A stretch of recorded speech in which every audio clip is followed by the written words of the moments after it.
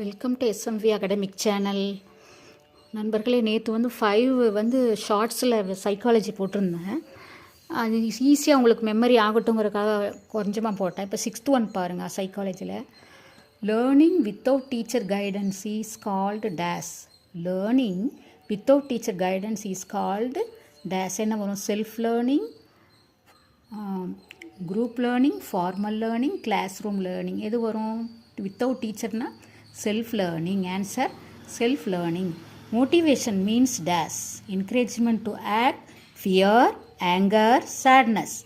அப்போது மோட்டிவேஷன்னாவே நம்ம என்கரேஜ் பண்ணுறது தான். அது படித்தாவே உங்களுக்கு தெரிஞ்சிடும். அப்போ answer encouragement to act. Child development mainly studies days. Child development mainly studies days. growth of children, business, politics, sports. என்ன வரும்?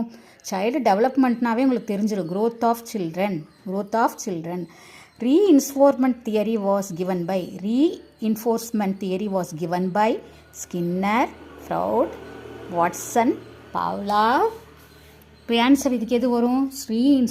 ரீஇன்ஃபோர்ஸ்மெண்ட் தியரிக்கு கொடுத்தது பார்த்தீங்கன்னா ஸ்கின்னர்.